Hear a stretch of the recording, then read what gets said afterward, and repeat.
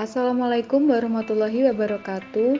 Kami dari kelompok 6 yang beranggotakan Kusnul Arofah, Regina Dwi, Handika Basori, Endah Dwi, Isnaini Kusnul, dan Lalang Putra akan mempresentasikan bab mengenai penilaian obligasi dan saham. Yang pertama, konsep perbedaan nilai. Konsep-konsep penilaian surat-surat berharga sangat penting dalam manajemen keuangan. Manajer harus mengetahui bagaimana penilaian kekayaan perusahaan yang dilakukan dan mengetahui bagaimana investor menilai surat-surat berharga perusahaan, serta mengetahui bagaimana alternatif tindakan yang mempengaruhi nilai saham dan obligasi suatu perusahaan. Penilaian obligasi dan saham berkaitan dengan nilai perusahaan yang mengeluarkan surat berharga tersebut.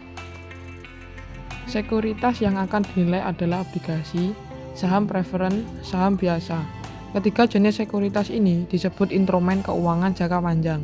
Semua keputusan perusahaan adalah yang terkait dengan penilaian. Nilai, likuidasi, dan going concern. Nilai likuidasi adalah jumlah uang yang dapat terrealisasi dari suatu penjualan aktiva, sekelompok aktiva, atau aktiva perusahaan. Jika penjualan tersebut terpisah dari kegiatan perusahaan, nilai going concern adalah nilai jual perusahaan sebagai suatu kegiatan perusahaan yang terus-menerus menghasilkan arus kas positif. Selanjutnya ada nilai buku dan nilai pasar. Nilai buku itu terdiri ada dua, nilai buku aktiva dan nilai buku perusahaan. Nilai buku aktiva adalah nilai akuntansi suatu aktiva. Harga perolehan aktiva dikurangi dengan akumulasi depresiasinya. Sedangkan nilai buku perusahaan adalah nilai ekuitas saham biasa total aktiva dikurangi dengan seluruh utang dan saham preferen yang terdapat dalam neraca. Yang selanjutnya ada nilai pasar. Nilai pasar ada dua, yaitu nilai pasar aktiva dan nilai pasar perusahaan.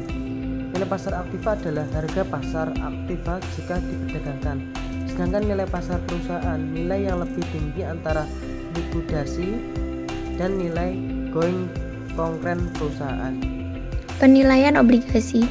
Obligasi adalah sekuritas yang menunjukkan utang perusahaan yang mengeluarkan obligasi tersebut. Obligasi termasuk utang jangka panjang, yaitu utang yang jangka waktu pengembaliannya lebih dari 1 tahun. Obligasi punya nilai nominal atau pari, yaitu nilai yang tertera pada kertas obligasi tersebut sampai jatuh tempo, yaitu tanggal ditetapkan yang pada tanggal tersebut. Nilai pari obligasi harus dilunasi.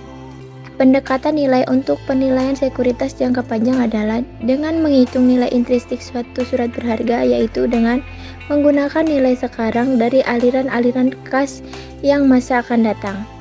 Penilaian obligasi meliputi perhitungan nilai sekarang atau kapitalisasi aliran kas yang dijanjikan oleh obligasi yang bersangkutan.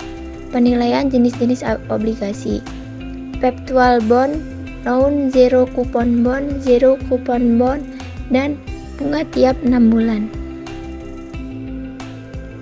Penilaian saham. Surat-surat berharga yang diperdagangkan di pasar modal sering disebut efek atau sekuritas.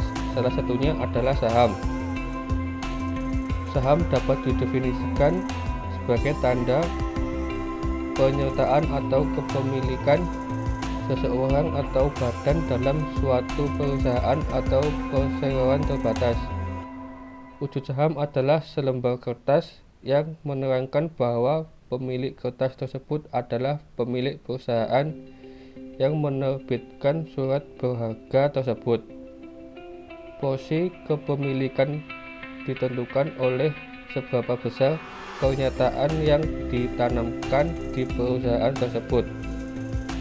Dua macam penilaian saham. 1. Saham preferen. 2. Saham biasa.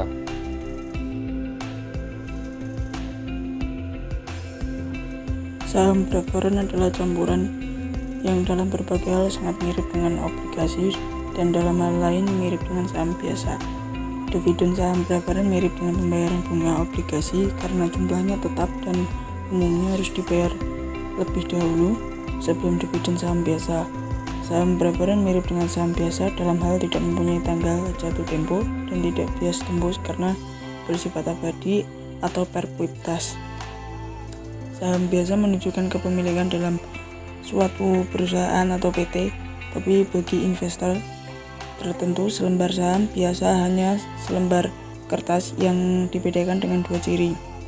Pertama, ia memberi hak pada pemiliknya atas dividen, tetapi hanya jika perusahaan memiliki laba yang merupakan sumber dana bagi pembayaran dividen, dan jika manajemen memilih membayar dividen daripada menahan seluruh laba.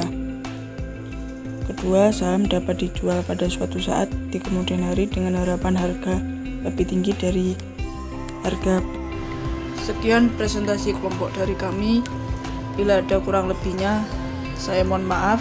Jika ada yang bertanya, silakan tulis di kolom komentar. Wassalamualaikum warahmatullahi wabarakatuh.